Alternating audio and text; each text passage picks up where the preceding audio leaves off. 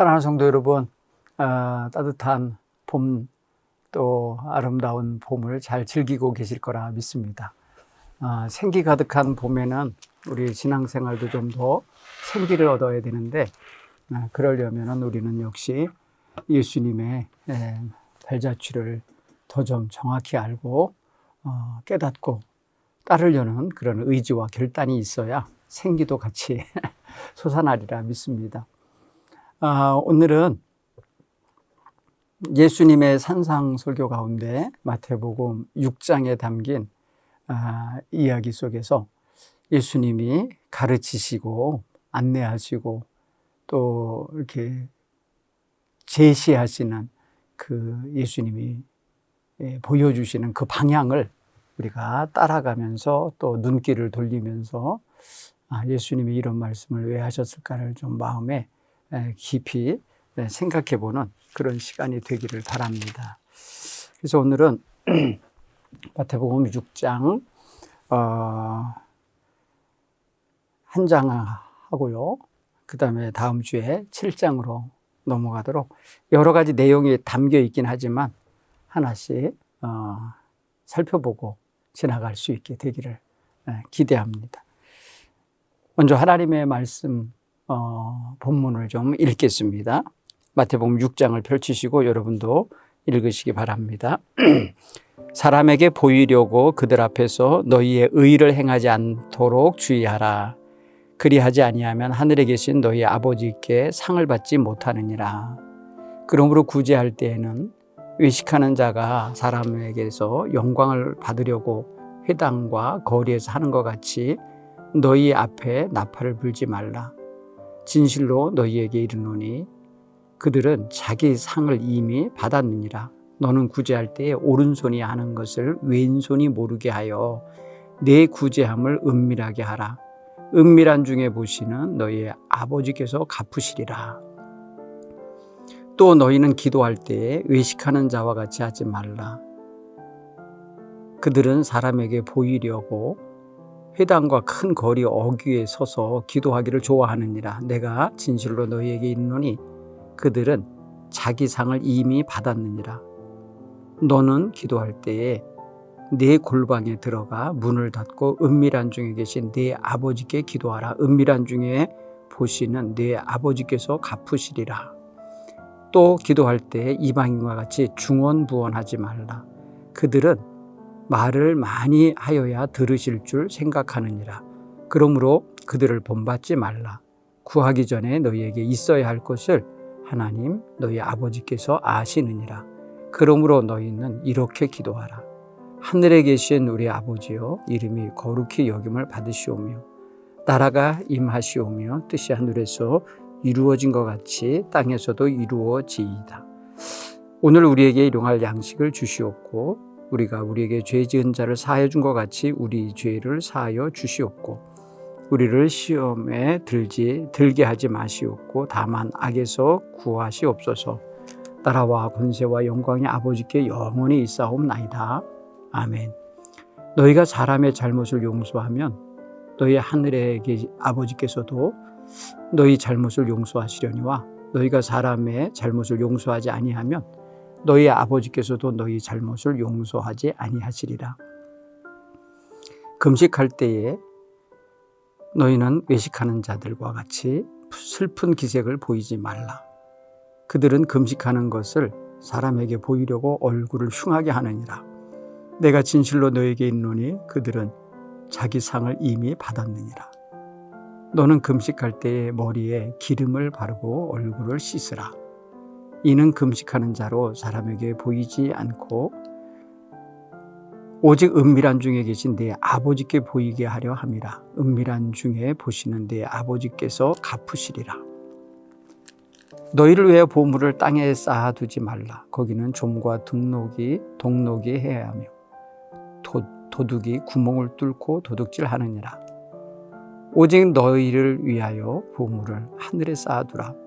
거기는 좀이나 동록이 해하지 못하며 도둑이 구멍을 뚫지도 못하고 도둑질도 못하느니라. 내 보물이 있는 곳에 그곳에는 내 마음도 있느니라. 눈은 몸의 등불이니 그러므로 내 눈이 성하면 온 몸이 밝을 것이요 눈이 나쁘면 온 몸이 어두울 것이니 그러므로 내게 있는 빛이 어두우면 그 어둠이 얼마나 더하겠느냐. 한 사람이 두 주인을 섬기지 못할 것이니 혹 이를 미워하고 저를 사랑하거나 혹 이를 중히 여기고 저를 경히 여김이라. 너희가 하나님과 재물을 겸하여 섬기지 못하느니라. 그러므로 내가 너희에게 이르노니 목숨을 위하여 무엇을 먹을까 무엇을 마실까 몸을 위하여 무엇을 입을까 염려하지 말라. 목숨이 음식보다 중하지 아니하며 몸이 의복보다 중하지 아니하냐. 공중의 새를 보라. 심지도 않고 거두지도 않고 창고에 모아 들이지도 아니하되 너희의 하늘 아버지께서 기르시나니 너희는 이것들보다 귀하지 아니하냐. 너희 중에 누가 염려함으로 그 키를 한 자라도 더할 수 있겠느냐. 또 너희가 어찌 의복을 위하여 염려하느냐. 들의 백합화가 어떻게 자라는가 생각하여 보라. 수고도 아니하고 길쌈도 아니하느니라. 그러나 내가 너희에게 말하노니 솔로몬의 모든 영광으로도 입은 것이 이 꽃 하나만 갖지 못하였느니라. 오늘 있다가 내일 아궁이에 던져지는 들풀도 하나님이 이렇게 입히시거든 하물며 너희일까 보냐. 믿음이 작은 자들아. 그러므로 염려하여 이르기를 무엇을 먹을까 무엇을 마실까 무엇을 입을까 하지 말라. 이는 다 이방인들이 구하는 것이라. 너희 하나님 아버지께서 이 모든 것이 너희에게 있어야 할 줄을 아시느니라. 그런즉 너희는 먼저 그의 나라와 그의 의를 구하라. 그리하면 이 모든 것을 너희에게 더하시리라. 그러므로 내일 일을 위하여 염려하지 말라. 내일 일은 내일이 염려할 것이요 한날의 괴로움은 그날로 족하니라. 아멘. 여러분 굉장히 따뜻하시고 또 인자하신 예수님의 가르침이 담긴 그런 말씀을 읽었는데 여러분 이미 다 어떻게 하라고 하시는지 다 깨달아지셨죠? 이 말씀을 가지고 우리는 읽기도 묵상하기도 또 설교로 듣기도 많이 했던 것이기 때문에 이 이야기를 너무나 잘 아실 겁니다. 오늘 주제는 한 5-6가지의 내용이 담겨져 있습니다. 구제하는 건 어떻게 하는 건지, 기도할 때는 어떻게 해야 될지, 또 금식하는 자세는 어떻게 해야 되는지, 그리고 자기의 재물 관리는 어떻게 해야 되는지, 그리고 염려와 근심, 걱정은 어떻게 처리해야 되는지 이런 말씀을 오늘 하고 계십니다. 그런 면에서 오늘 이 말씀 속에서 우리가 우리의 일상에서 주로 경험하고 생각하는 그런 모든 것들을 한번 좀 점검도 해보는 기회가 됐으면 좋겠습니다. 자, 우리는 지난주에 마태복음 5장의 많은 가르침을 이미 읽었고 들었고 또 우리가 묵상했습니다. 그러니 이제 이어서 예수님이 하시는 이 천국 시민이 어떤 삶의 매뉴얼을 가지고 살아야 되는지, 일반 생활 그리고 신앙 생활 그리고 자기의 마음에 있는 마음의 생각들을 정리하는 거, 이런 것들까지도 한번 좀 생각해 보시면 좋겠어요. 특별히 그리스도인은 구제한다 그러죠. 자선을 베푸는 일이나 하나님을 상대로 기도를 할 때나 또 자기의 특별한 문제나 아니면 간구할 바를 놓고 금식할 때 이거를 사람에게 보이려고 행한다라고 하면 좀 어딘가 본질에서 벗어난 것 같은 인상을 받게 되죠. 그런 걸 보면은 우리 마음에 이렇게 저렇게 생각해 볼 때에 우리 마음에서 자기가 뭘 어떻게 해야 되는지 이런 거를 다 생각하면서 행하지 않고 그때그때 행하기 때문에 자기도 모르는 사이에 자기 마음이 이끄는 대로 처신할 때가 있을 거예요. 근데 우리는 무엇을 하든지 하나님의 하나님의 눈앞에서 목전에서 행하는 거다라는 의식이 좀 있으면 절제할 줄도 알고 자기를 겸손히 낮추며 다가갈 수 있는 자세가 있고 또 본질에 가까운 언행을 할 수 있으리라 봅니다. 그런 면에서 오늘 처음에 다뤄지는 이 자선을 베푸는 일, 구제하는 일에 대한 것도 있는데요. 이거를 사람에게 보이려고 구제를 한다라고 하면은 이거는 좀 진심이 아닌 것 같은 인상을 강하게 받게 됩니다. 그렇죠? 그래서 오늘 성경은 주의하라라는 명령어가 들어가 있어요.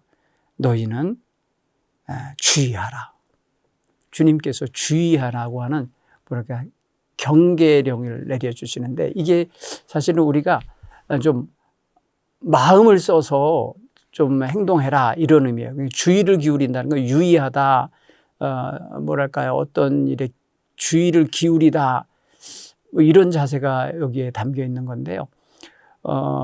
특별히 우리가 의를 행할 때 어떤 바른 생활이죠. 바른 생활을 이렇게 하는데 당연히 해야 되는 건데 그거를 보여주려고 무슨 쇼를 하듯이 이렇게 처리하는 거는 합당하지 않은 거예요. 그렇죠? 그냥 올바른 삶을 살면 되는 거예요.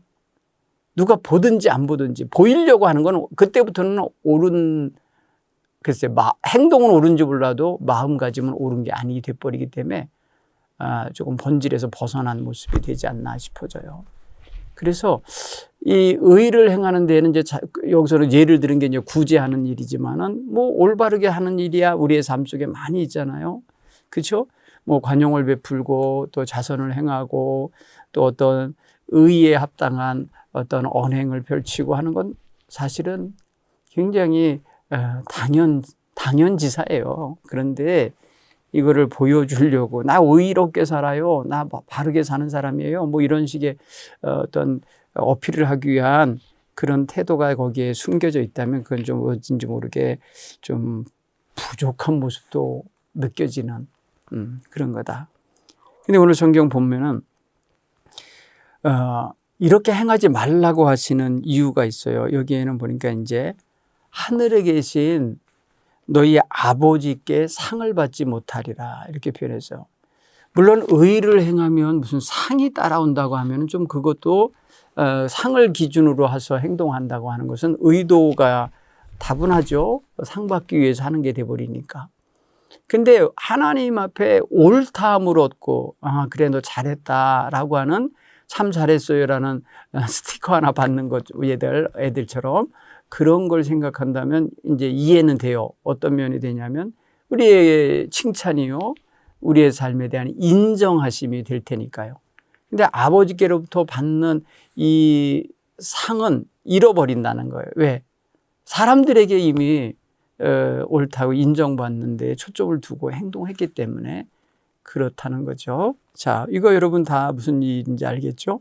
그래서 이제 구체적인 예로다가 이제 2절에 구제할 때 외식하는 자가 사람에게 영광을 받으려고, 여기 영광, 사람들에게 칭찬이나 인정이나 영광을 받으려고 많은 사람들이 다니는 회당이죠. 회당은 사람들이 안식일을 중심으로 해서 모이거든요. 많이 모이는 자리인데 그런 데서, 그러니까 구걸하는 사람들이 회당 가는 길 앞에, 회당 문 앞에 이런 데 이제 자리 잡고 앉아서 구제를 요청하겠죠. 그러니까 상 받기 위해서, 영광을 얻기 위해서 그들에게 적선을 베푼다 이거예요. 그런데 이것을 나 이렇게 했네 하면서 또 사람들 앞에 또 나팔을 불지 말라 그래서, 나팔을 불다는 게 무슨 의미겠습니까? 자신이 자선을 행했다고 자랑하는 걸 의미할 거예요. 그렇죠? 사실은 나팔 소리는 사람들로 하여금 주목을 끌게 하잖아요. 왜 나팔을 불지 하면서 사람이 나팔 소리 나는 쪽을 쳐다보게 돼 있는데, 여기서 나팔을 불다는 살피조라는, 헬라어가 살피조라는 단어예요. 살피조. 근데 이거는 나팔을, 정말 실제 나팔을 부은다는 의미도 될 거예요. 그런데 이게 사람들 앞에서 나팔을 불게 누군가를 시키면 또 안 되죠. 종이나 누구를 시켜서 우리 주인님이 이런 일을 하고 계셔, 가봐봐 뭐 이러면서 사람들에게 막 선전하듯이 그렇게 할 수도 있거든요. 그런데 오늘 성경을 보면은 예수님이 지금 부정적인 삶의 모습으로 지금 보시면서 말씀하시는 거예요. 이미 그들은 상을 받았기 때문에 이제 하나님 앞에 받을 상이 없다고 말씀하시는 거고요. 그러면서 새로운 삶의 방식을 제시하시는 거예요. 어떤 제시를 하시나 보세요. 3절 4절에 그렇게 해요. 은밀하게 네가 구제할 때는 오른손이 하면 왼손도 모르게. 그러니까 한 사람에게서 오른손이 하는 걸 왼손이 모를 수는 없잖아요. 한 몸에 붙어 있기 때문에 그럴 정도로 은밀하게. 이렇게 하라는 거예요. 이게 지금 은밀하게 하라는 것은 어떤 은밀이라는 단어를 우리는 좀 안 좋게 좀 생각하거나 사용들을 해왔기 때문에 은밀이라는 단어를 상당히 불편스럽게 여길 수도 있지만 이건 다른 말로 하면은 다른 사람이 알지 않게 이런 의미로 받아들이면 아주 부드럽죠. 딴 사람이 모르게. 은밀이라는 단어를 우리가 번역을 해서 그렇지 실제로는요 이게 다른 사람이 주목하지도 못하고 감지하지도 못하고 인식하지도 못하고 또 이렇게 어떠한 눈으로 확인하지도 않고 뭐 이런 상태. 그런 면에서 생각하면 상당히 그냥 우리식으로 생각하면 그냥 아무도 모르는 사이에 행하는 행동을 말할 거예요. 누가 배고파 하는 걸 알면은 아무도 모르게 그 집 앞에 쌀자루를 갖다 놓고 간다든지, 그런 거 있잖아요. 저 집에 식구는 많은데 먹을 게 없어서 늘 궁핍하게 사는 것 같아. 근데 내 집에 광에는 쌀이 몇 포 더 있어. 그럴 때 여러분 하나 다 가져다가 그 집 앞에 살며시 놓고 가는 거예요. 그럴 때에 그 사람의 가정이 그때에 얼마나 그 고마움을, 누군지 모르지만 굉장히 고마움을 느끼니까 하나님께 감사를 하면서 우리에게 이러한 양식을 갖다 준 분, 누군지 모르지만 하나님 아시오니 복을 내리소서 하고 하나님께 축복을 빌죠. 그러면은 하나님께서는 은밀한 중에 보셨단 말이에요. 여기 굉장히 중요한 게 있어요. 은밀하게 행동하라 할 때는 아무도 알지 못하게 하라 그랬잖아요. 그런데 은밀하게 행하는 그 비밀 중에 행하는, 비밀스럽게 행하는, 숨겨진 채로 행한 그것을 아버지께서 보신다는 거예요. 여기 굉장히 중요한 게 이 단어예요. 보신다. 여러분, 하나님께서 이렇게 바라보신다. 하나님께서 관찰하고 계신다. 하나님이 안목을 거기에 이렇게 맞추면서 보고 계신다. 하나님이 보시니까 또 어떻게 돼요? 아신다는 거예요. 여러분, 헬라어에서는 그 보다라는 의미와 이게 보다라는 의미를 영어로 번역할 때 알다라는 단어로 인식되는 그런 단어로도 번역이 되곤 해요. 그게 바로 영어 see, S-E-E, see라는 단어가 있어요. 그러면은 예, 압니다. 그렇게 할 때 I see 그러거든요. 예, 이해했습니다. 알고 있습니다. 이런 거. 하나님께서 우리를 그렇게 은밀한 중에 그 비밀 가운데 계셔서 보시면서 그것을 살피셨어요. 그러고 나면은 하나님께서도 갚아주시는데 비밀스럽게 갚아주신다는 거예요. 은밀하게 계신 하나님께서 보시고 은밀한 중에 갚아주신다. 갚은다는 표현은 반환한다라는 의미도 있어요. 상환하다 뭐 이런 것도 있고요. 그 다음에 보답하다, 상을 주다. 그런가 하면은 하나님께서 이렇게 책임과 약속을 이행하다라고 하는 그런 의미도 거기 담겨 있어요. 그러니까 하나님께서 우리를 보고 아유 저는 녀석 저거 하는 짓이 예쁘네, 예? 이러면서 말입니다. 모든 걸 주고 싶으시도록 그렇게 하는 게 지혜죠. 자, 기도도 마찬가지예요. 너희가 기도할 때에 외식하는 사람처럼 하지 말라는 거예요. 외식하는 자와 같이 하지 말라. 외식하는 자는 어떻게 하느냐 하면 이렇게 한답니다. 많은 사람들에게 보이려고, 다 많은 사람이 알게 하려고 회당과 큰 거리 어귀에 서서 기도하기를 좋아하느니라. 그 큰 길 어귀라는 거니 큰 거리 어귀는 그 사거리를 생각하면 그 모퉁이에서 사방이 다 보이는 곳에서 거기서 손을 높이 하늘을 우러러 보며 손을 높이 들고 하나님 뭐 이러면서 기도한다는 그런 의미로 생각하면 얼마나 이게 민망스럽고 쑥스러운 장면입니까? 그런데 이 위선자들은 이렇게 했다는 거예요. 이렇게 하기를 또 좋아한다는 거예요. 이게 문제예요. 그러니까 그렇게 기도하기를 좋아하느니라 이렇게 표현하신 거 보세요. 5절에. 그러면 정말 이거는 하나님께 인정받기 이전에 사람들이 먼저 저 사람 대단하네. 아주 어디서나 저렇게 기도하는 분이네. 아주 경건하네. 이러면서 인정하고 한마디 하고 지나갔다든지 그렇게 생각하고 머리를 끄덕여줬다면 그걸로 상이 그냥 끝난 거예요. 예수님은 여기서 너희는 기도할 때 새로운 방향을 제시합니다. 아까 구제할 때도 새로운 방향을 제시했잖아요. 은밀하게 아무도 보지 않게. 기도할 때도 마찬가지예요. 너도 기도할 때에는 내 골방으로 들어가 이렇게 표현했어요. 여러분 5절에서는 2인칭 복수를 썼어요. 그냥 종합적인 이야기를 하실 때. 그런데 6절에 보세요. 6절에는 2인칭 단수를 썼어요. 2인칭 단수는 너는 기도할 때 이렇게 표현해요. 여러분 기도는 내가 하나님께 하는 거죠. 그렇기 때문에 기도할 때에 자기 기도의 주체가 되는 나는 예수님 편에서 볼 때는 너예요. 그래 너는 이렇게 표현해요. 너는 기도할 때 어떻게 하라는 거예요? 어디로 들어가라 그러죠? 바로 내 골방에 들어가라. 그래서 여러분 골방이라고 하는 것이 뭐예요?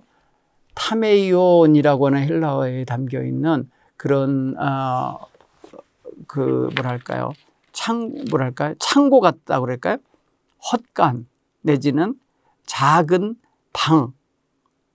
요즘으로 말하면 잘 갖추고 사는 사람들은 방 중에 하나를 서재로 쓰거나 휴식 공간으로 쓰거든요.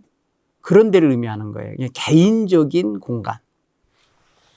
골방이라 했을 때 우리는 골방 그러면 깜깜한 어떤 그런 방으로 생각하고 좀 음산한 분위기가 있고 막 이래서 싫어할 수 있어요. 골방에 들어가는 걸. 그러나 그냥 우리 일반 생활에서 생각하면요. 자기 개인적인 공간을 의미한다. 이렇게 생각하고 받아들이면 좀 편합니다. 작은 방.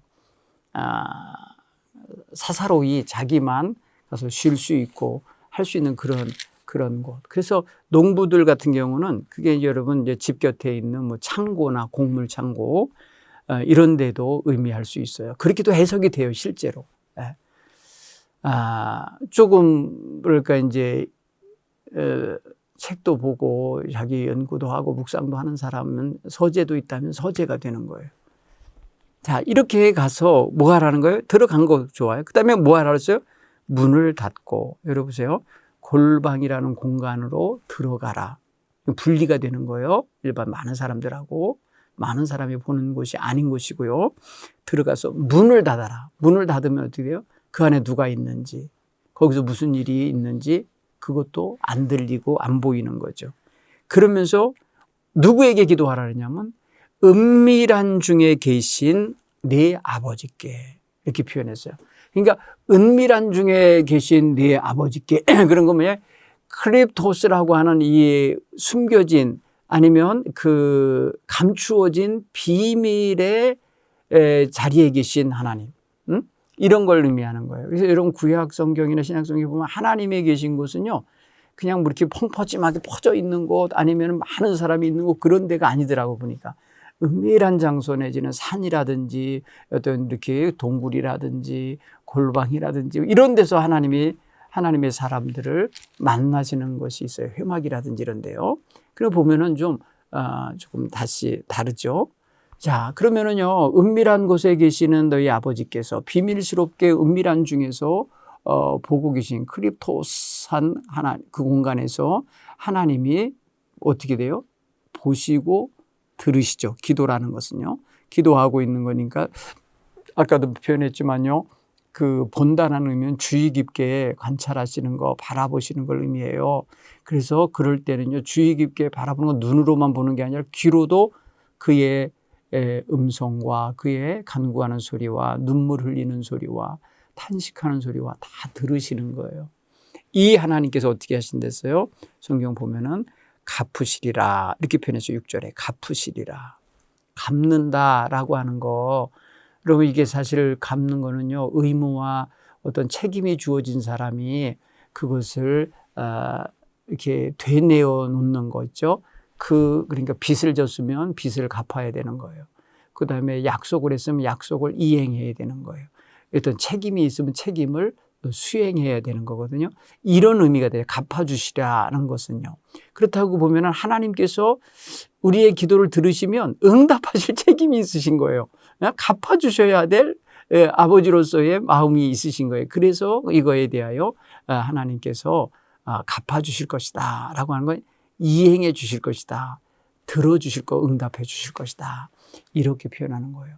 그러니까 우리가 기도할 때에 우리의 개인적인 공간, 조용한 공간에 들어가서 아무도 못 보게 문 닫고 거기서 은밀한 쪽에 계신 하나님께 아뢰라 이거예요. 아뢰면 하나님이 들으시고 보시고 갚으시리라.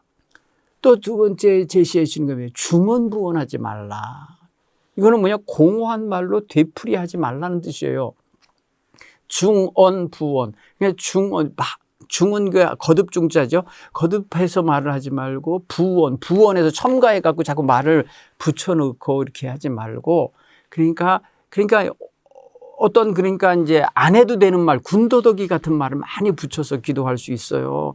했던 말 또 하고 뭐 이런 거 있잖아요. 그다음에 자기도 알아듣지 못하는 그런 소리로 그냥 무슨 푸념처럼 그런 거 있어요. 그런 것들을 하지 말아라. 이게 어떻게 보면은 그 당시에 이런 기도를 했나 봐요, 사람들이. 그러니까 그런 어떤 그 중언부언 하는 이런 말을 뭐 더듬어서 말하는 것도 떠듬거리며 말하는 것도 문제고요. 쓸데없는 말을 많이 섞는 것도 그렇고 공허한 말을 되풀이하는 것도 문제고요. 이런 거예요. 그러니까 말을 막 더듬는 것 같은 단어. 여기서는 헬라어로는 뭐냐면요. 바톨로네오라 그러죠. 바톨로게오. 이 말에 그냥 의미만 아시면 돼요. 중언부언하지 말라고 할 때 이거 중언부언이라는 의미가 뭔지를. 그러니까 여러분 그냥 우리가 난 기도 잘 못해요 하면서 더듬거릴 수도 있죠. 말을 잘 잊지 못해서. 그런 사람도 사실은 그게 최선이지 뭐.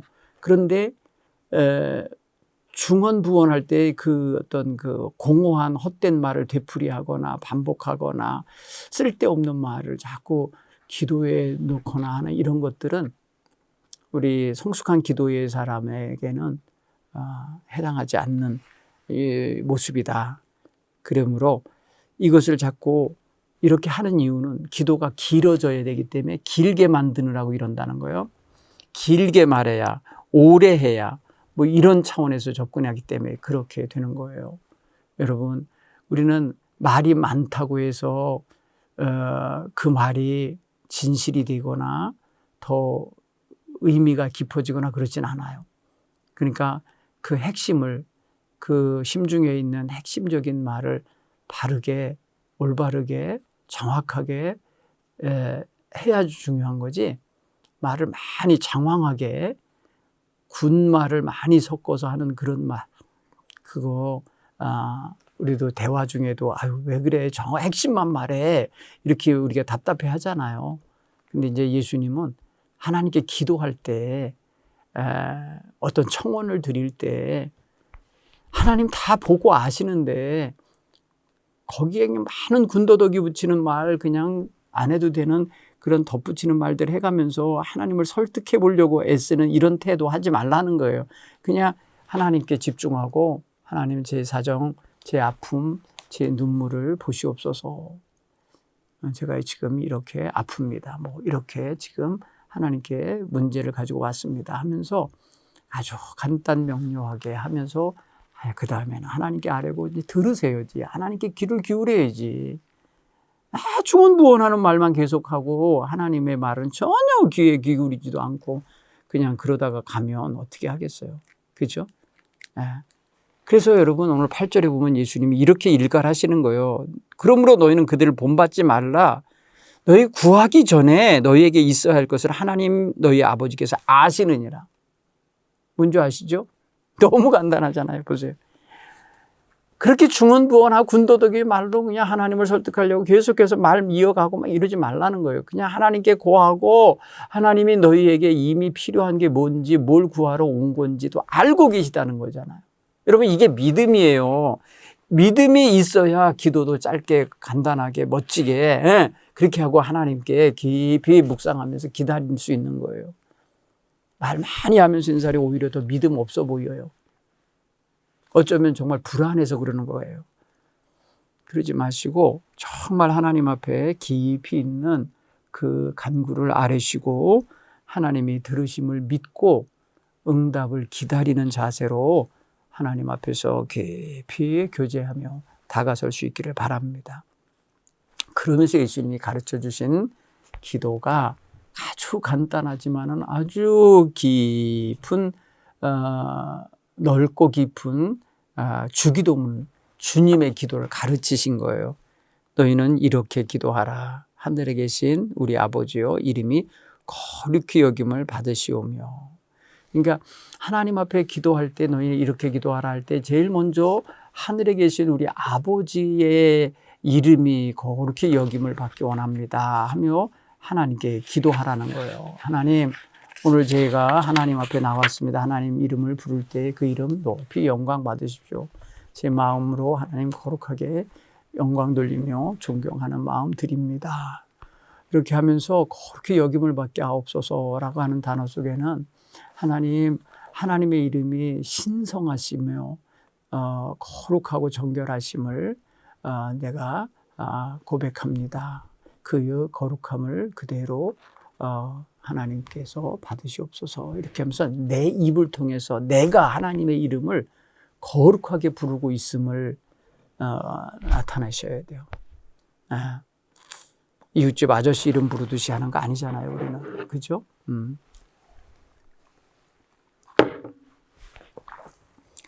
자, 그리고 하나님의 이름을 거룩하게 해야 합니다. 그 다음에 이제 두 번째 어떤 기도의 내용을 담으셨냐면 나라가 임하시오며 이렇게 표현해요. 나라가. 주님의 나라가 오게 하옵소서 이 소리예요. 에르코마이라고 하는데요. 오다. 이제 하나님의 나라가 임재해 오는 걸 의미하는 거예요. 다가오는 거. 하나님 나라가 임하게 하옵소서. 기도 내가 하고 있잖아요, 지금. 그러니까 내가 하나님의 이름을 거룩히 여기게 하고 거룩히 여기고 내게 지금 하나님 나라가 임하여 오기를 지금 기도하는 그런 게 기본이에요, 기본.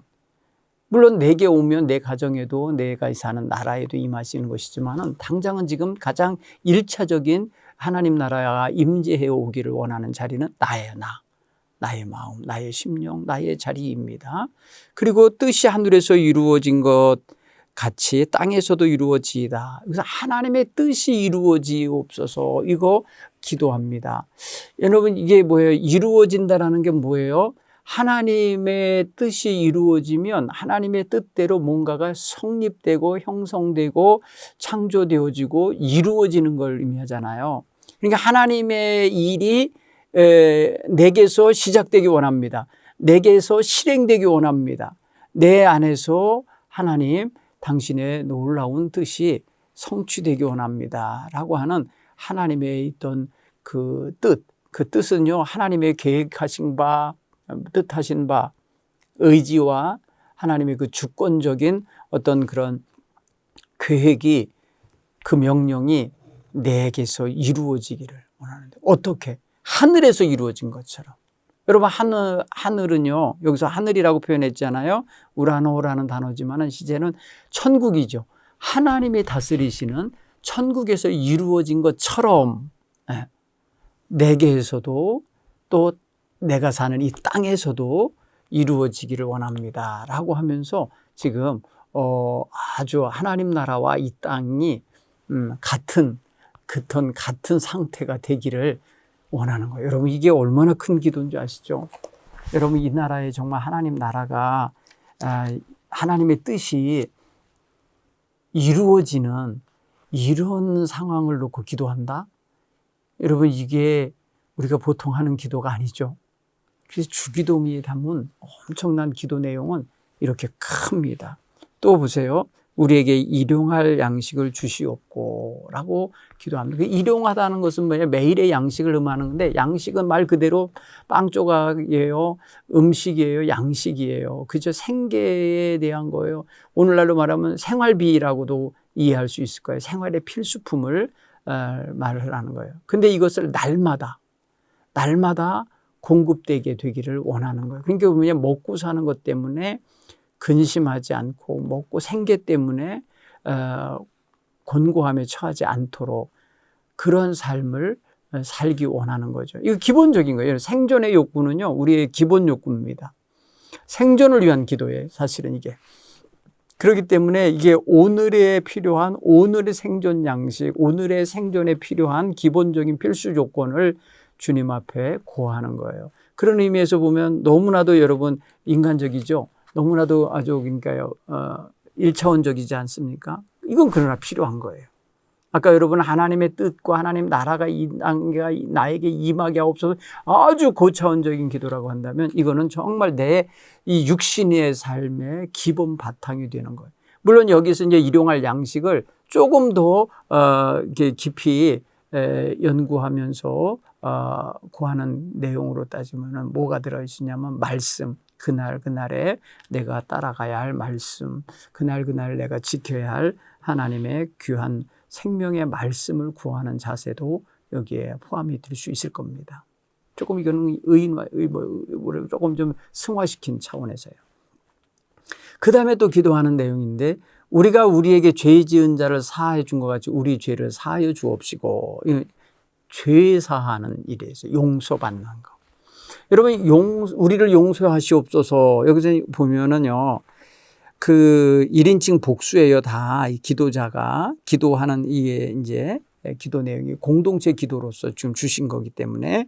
그런데 보면은 우리에게 할 때 우리의 죄를 용서해 주옵소서 할 때 그 우리의 그 불법적이고 빗나간 행동들, 과실들, 범죄들, 그런가 하면은 그 이제 뭐랄까 이제 법적인 용어에서 채무나 어떤 위반의 범법 행위에 대한 대가를 지불해야 될 문제들이 다 이게 죄예요.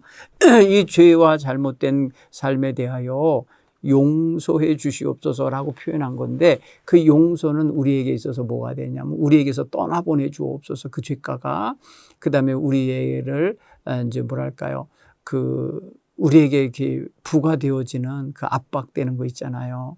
그 죄책감도 있고 또 실제적으로 우리가 지불해야 될 그런 대가들도 있을 수 있잖아요.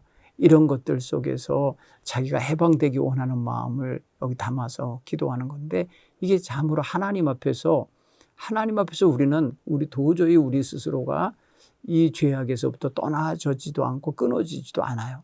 그러니까 하나님의 용서하심이 필요해요. 그래서 이 용서를 구하는 건데, 이 용서를 말입니다, 무엇에 기준하여서 하시냐면 우리가 우리에게 죄 지은 자를 사하여 준 것 같이, 여기서 사하여 주었다라는 게 뭐냐면 우리가 우리에게 빚진 자의 빚을 탕감해 준 것 같이, 이런 의미가 담겨 있어요. 그러니까 우리가 우리에게 빚을 져서 못 갚는 사람의 빚을 대신이 아니라 이제 아예 안 갚을 수 있도록 탕감해 주는 것을 용서한 것으로 표현하는 거거든요. 이렇게 한 것처럼. 그러면 이런 삶이 있어야죠, 자기 삶에. 악자까지 받아내기 위해서 그를 압박하고 그를 괴롭게 하고 그에게 힘들게 하면서 나의 죄를 용서해 주십시오 라고 말하는 것은 합당하지 않은 거예요.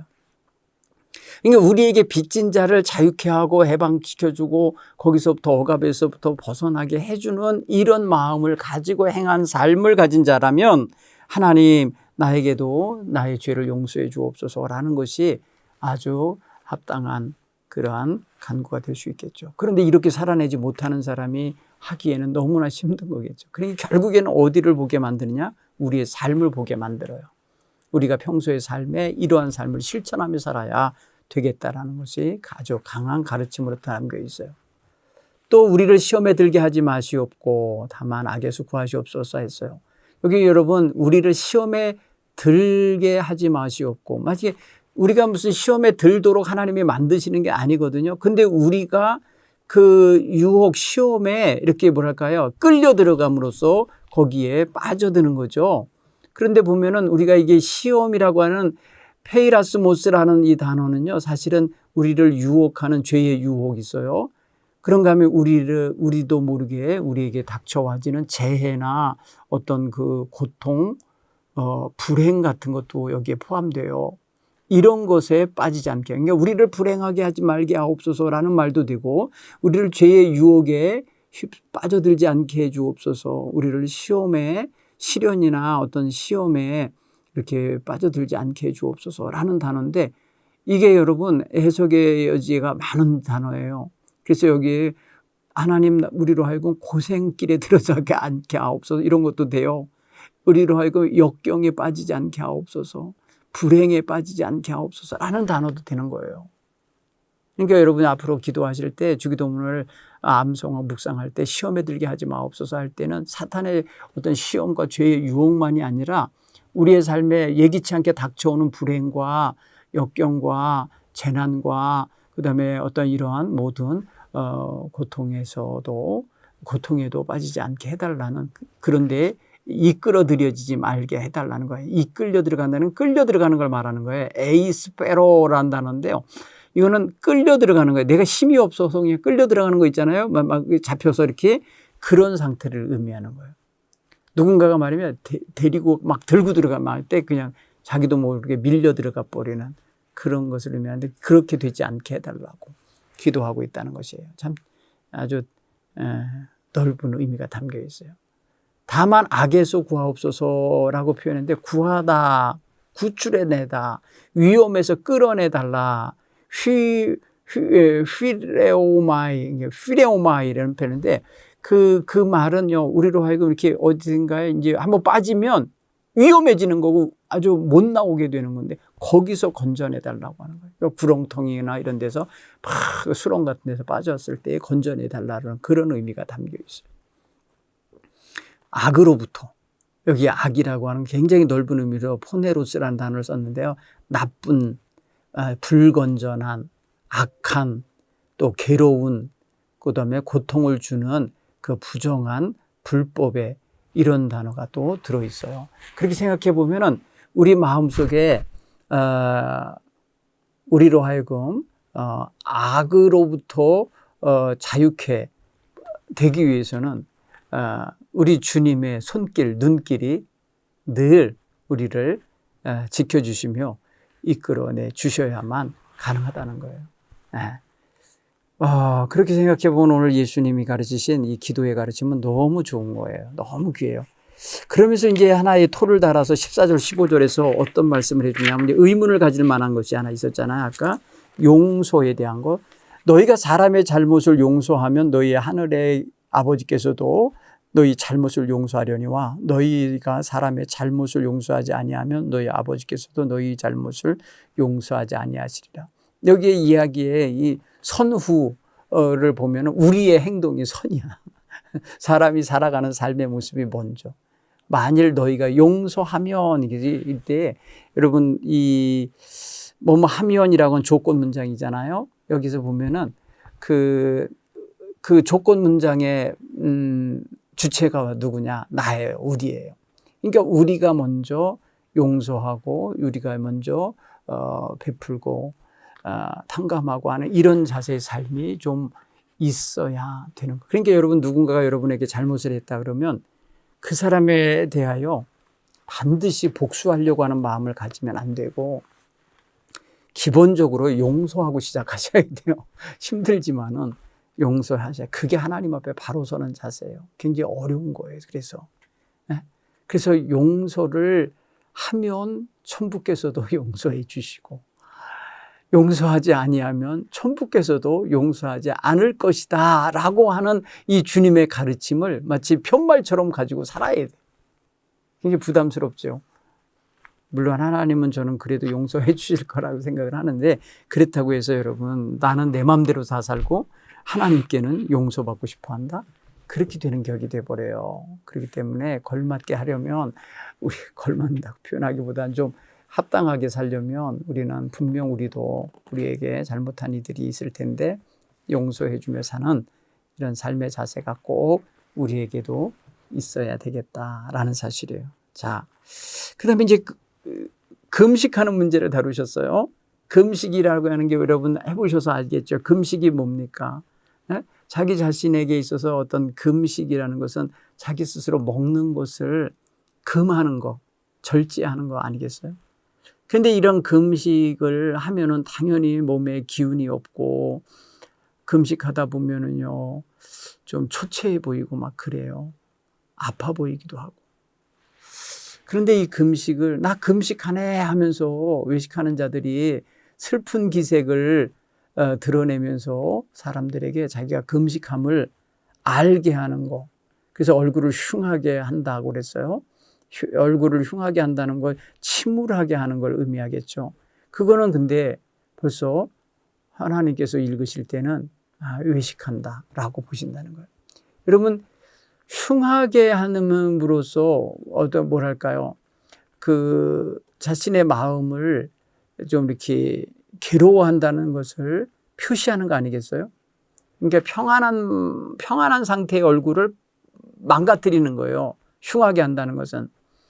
그렇게 함으로써 사람들로 하여금 저분이 저러지 않았는데 왜 저렇게 얼굴이 힘들어 하셔? 뭐 이렇게 물어볼 때 저분 지금 금식하는 중이야. 이렇게 알려지게 하지 말라는 거예요. 오히려 어떻게 하라는 거예요. 자기의 모습을 아주 그냥 금식할 때에도 어떻게 해요? 머리에 기름을 바르고 얼굴을 씻으라. 이게 뭐예요? 우리식으로 말하면 화장하라는 거예요. 17절에.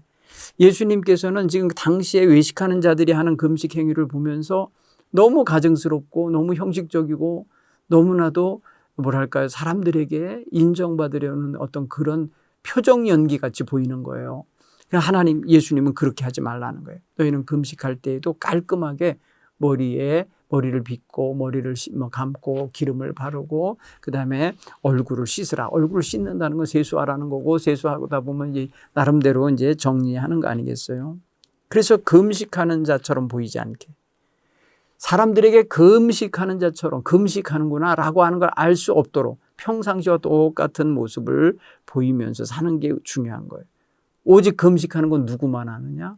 오직 은밀한 중에 계신 내 아버지께 보이는 게 더 중요한 거예요. 그래서 이렇게 하는 자, 말게 금식을 하면서도 옷을 깔끔하게 입고 머리를 잘 단정하고 세수도 하고 화장도 하고 이러면서 깔끔하게 하면서 하나님 앞에 나와서 기도도 하고 뭐 또 일반 생활도 하고 하는 모습을 통해서 사람들이 알아차리지 못해요. 다만 누가 알아보아요?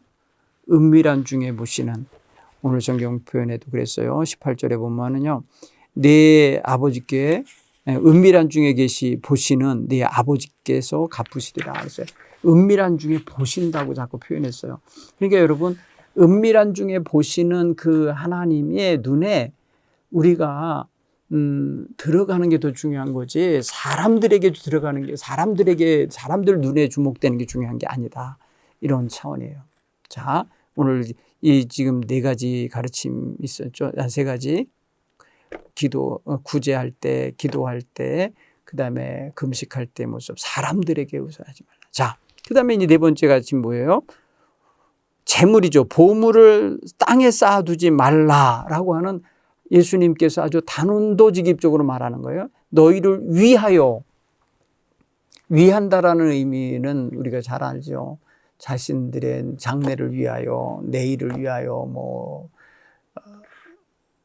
어떤 분은 죽을 때를 위하여서도 재물을 쌓더라고요. 장래를 위해서, 그죠? 죽을 때를 위해서도 하는데, 사실 이게 정말 먹고 살기에 충분하니까 이렇게 할 거예요. 하루하루 먹고 사는 게 일용할 양식만 구하며 산다면 이렇게까지도 않을 테지만은, 뭔말을 위하여, 자기를 위하여 쌓아두고 보존하고 비축하는 거.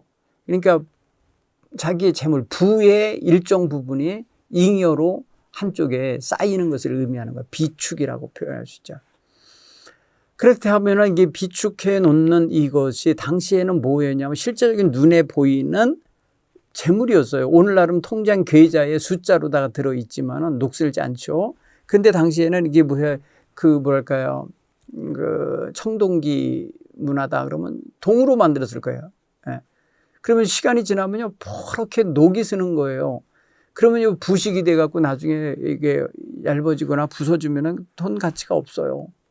그러니까 이런 것들을 보물을 거기에 쌓아놓으면은 전부 다 그 동록이 든다. 그 다음에 예를 들어서 당시에는 또 그게 비단이나 이렇게 옷감 같은 것들이요, 또 재물이었어요. 그런 것들을 여러분 창고에 쌓아놓으면 좀 먹어요. 좀 먹어서 구멍 납니다. 그거 다 뭐 벌레가 구멍을 뚫고 하고요. 잃어버리면 그 다 씨를 올 풀리고 그래죠. 요즘 쥐도 있어요. 쥐가 다 깔아놔요. 다 쓸모없게 돼버리죠. 곡식들 쌓아놓으면요. 자, 그리고 하면 그렇게 쌓아놓는 거 알면은 도둑이 끌어요. 자기네 집 담벼락 구멍 나고 창고 구멍 나서 싹 실어가요. 그러니까 이게 뭐예요? 늘 안전하지 않은 곳인 거예요. 그런데 너희 보물을 하늘에 쌓아라. 예수님의 가르침의 방향은 하늘이에요. 땅이 아니라 하늘이래요. 땅에 쌓아두지 말고 하늘에 쌓아두래요. 여러분, 하늘에 어떻게 쌓아둡니까? 하늘에 보물을 하늘에 쌓아두라. 거기는 좀도 안 먹고 동록도 해하지 못하고 도둑도 구멍 뚫지 못한다. 이렇게 표현했어요. 그러면서 내 재물이 있는 곳에 내 마음이 있다 라고 표현하시는데, 여러분 한번 생각해 보세요. 하늘에 쌓아두는 재물이 뭔가요? 저는 하나님이 기억나게 하나님을 위하여 사용하는 거 아닌가 싶어요.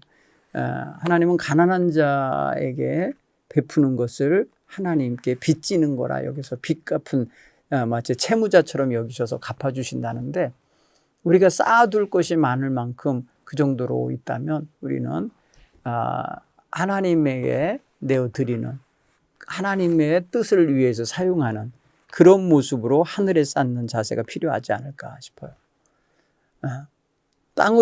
땅에 있는 건 내 거, 하늘에 간 건 하나님 거라 그래갖고 어떤 사람이 탈무드에 보니까 하늘로 집어 던졌더니 하나님 도로 주셨대. 땅으로 떨어지니까.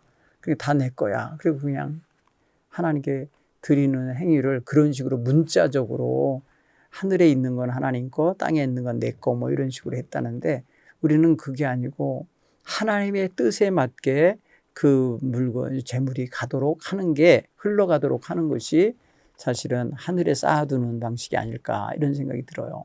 그렇죠? 여러분, 어떻게 하늘에다가 재물을 쌓겠습니까? 그러니까 하늘이라는 건 우주적인 공간이나 뭐 이런 걸로 생각하면 여러분 결코 이게 중력에 의해서 어떤 재물도 하늘에 매달려 있을 수는 없어요. 그런데 여기서 말하는 하나님의 나라, 하나님의 뜻이 이루어지는 곳, 하나님의 나라는 하나님의 통치 영역을 의미하는데, 하나님의 통치가 이루어지는 영역을 위해서 거기에 내어드리는 것이 바로 하나님 나라 쌓는 게 아닐까, 이렇게 이해하시기 바랍니다. 그래서 거기에서는 그 사용되어지는 그 자리에는 뭐 도둑이 있겠습니까? 거기에 무슨 동록이 들겠습니까? 조물 쓸겠습니까? 물론 이제 하나님의 선한 일을 위해서 베풀고 구제하는데 보면은요, 요즘 같은 데는 뭐 NGO 단체나 이런 어떤 단체들에 들으면 그들이 운영비를 거기서 떼요. 뭐 30%인가 얼마를 자기 합법적으로 이제 거기에 휘로 다 사용을 하긴 하는데, 여러분 사실은 하나님의 선한 뜻을 위해서 기부를 하는 거겠죠.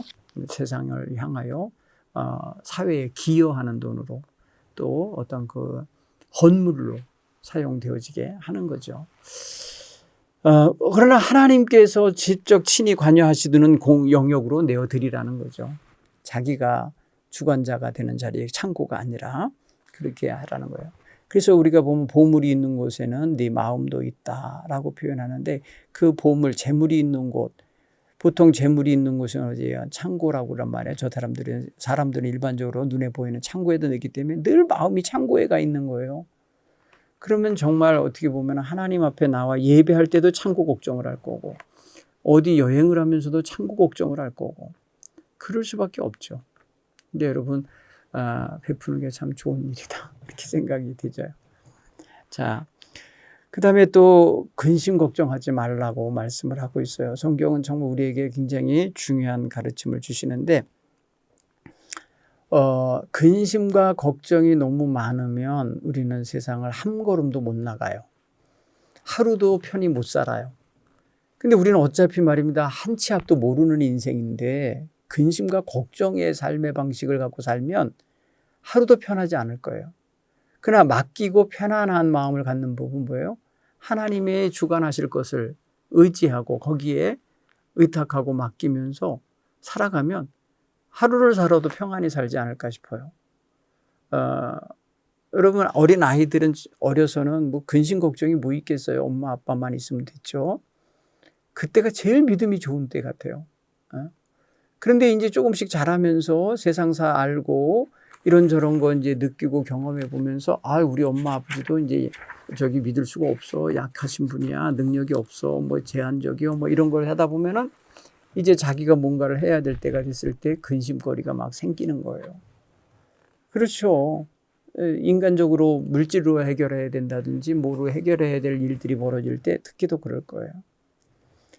근데 우리가 오늘 염려와 근심, 걱정, 목숨을 위하여, 몸을 위하여 뭘 먹을까 마실까, 뭘 입을까, 뭐 이런 거는 보니까 의식주 문제가 우리 이제 기본 아닙니까? 우리의 삶에 있어서 생존에. 그래서 의식주의 문제를 볼 때에 우리가 근심, 걱정을 이것으로 인해서 이제 많이 하는 시절은 조금 지난 것 같습니다. 특히나 오늘날 이 시대에는. 그렇죠? 옷장에 옷이 수십 벌이 이렇게 걸려 있어요. 오늘 이거 하나 입고 가면은 옷장이 텅 빈 게 아니에요. 안 입은 옷이 훨씬 더 많아요. 또 먹을 거요? 오늘날 많이 먹어서 문제지 못 먹어서 문제이기보다 그러니까 먹을 양식이 없는지도 않아요. 그 다음에 삶의 공간, 어디서 잘까?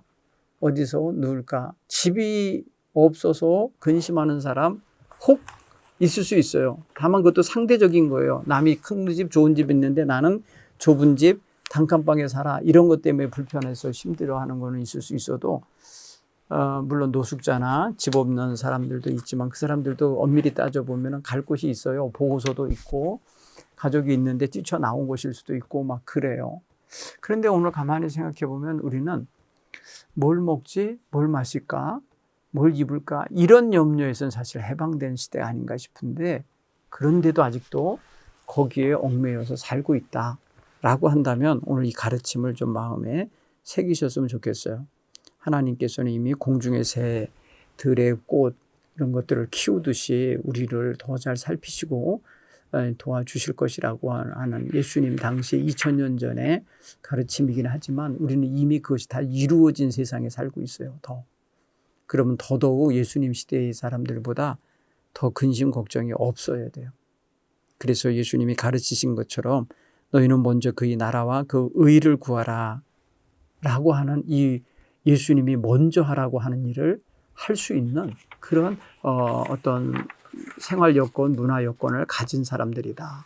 그렇다고 보면은 사실 정말 복된 거 아닙니까? 오늘날 이 시대에 우리 한국인들은요, 특히나 더 믿음으로 더 집중할 수 있는 거 아니겠어요? 근데도 아직도 우리가 염려하여 뭘 먹지, 뭘 마실지, 뭘 입지. 이거는 그냥 그날 그냥 사실은 안 해도 되는 걸 하는 거죠. 먹을 게 없어서가 아니라 그냥 선택의 문제인 거. 어떤 걸 선택하지? 이런 의미인 거지. 사실은 아예 없어서 정말 손가락 빨기 때문에 걱정하는 건 거의 없는 것 같아. 없는 시대다. 그런데도 우리가 이방인들 같이 그런 것들을 자꾸 구하고 있다라고 할 때 오늘 여기서 말하는 이방인들이다 그러면 하나님의 백성 아닌 당시로서 다른 타민족, 가난하고 힘들고 하나님 보호 속에 있지 않다고 생각했던 그들의 삶의 패턴이라는 거예요. 그러니까 우리는 그러면 안 된다라고 하는 것을 예수님이 강조하시는 거죠. 그러면서 우리는 어떻게 살아야 되는지를 말하는데 너희는 먼저 그의 나라와 그 의를 구하라. 이 모든 것을 너희에게 더하시리라. 그리하면. 근데 먼저 구할 것이 있다는 거예요. 먼저 추구하고 먼저 찾아야 되고 먼저 마음에 품어야 되고 노력해야 될 것이 있다는 거예요. 그러니까 우리가 먼저 바라야 되고 먼저 원해야 될 것이 뭔가. 그게 바로 그 나라와 그의 하나님의 의라는 거예요. 하나님 나라와 하나님의 의. 그러니까 하나님의 나라, 아까 우리 주기도문에 배웠잖아요. 나라가 임하옵시며 라고 표현했을 때 그 나라. 하나님의 통치가 이루어지는 영역, 통치가 이루어지는 상태, 이것이 하나님의 나라죠. 거기 그게 바로 킹덤 오브 갓 할 때 그 킹덤이에요. 왕국이에요. 천국이에요. 그게 하나님 나라예요. 그게 바실레야. 그러면은 하나님께서 왕이 되셔서 다스리시는 이러한 상태를 원하라는 거예요.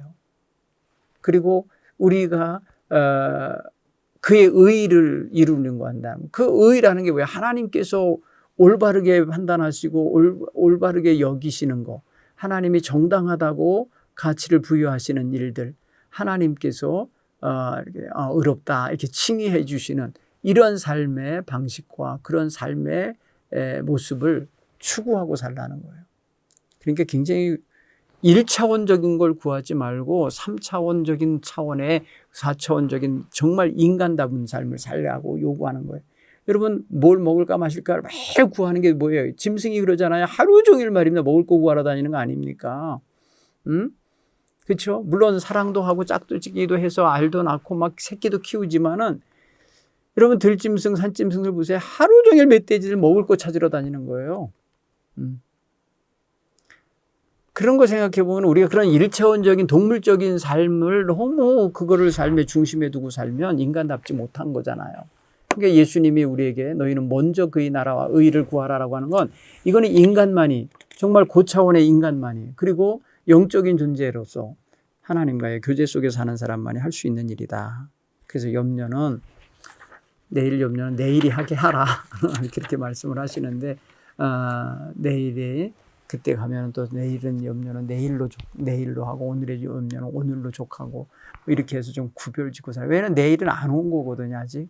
근데 내일에 있을 일까지 끌어다가 오늘 고민하는 거를 근심 걱정하는 걸 보면은 좀 그래. 물론 내일이 당장 오는데 그거를 예비하지 않고 있을 수는 없죠. 예비하는 차원하고 점점 근심하면서 약해 빠져지게는 하는 거하고 좀 다른 문제라고 봐요. 자, 오늘 우리가 6장 말씀을 좀 길게 다뤘는데 여러분 귀한 은혜의 시간이 되시리라 믿습니다. 주의 은혜가 함께하는 한 주간 되기 바랍니다. 다음 주에 뵙겠습니다.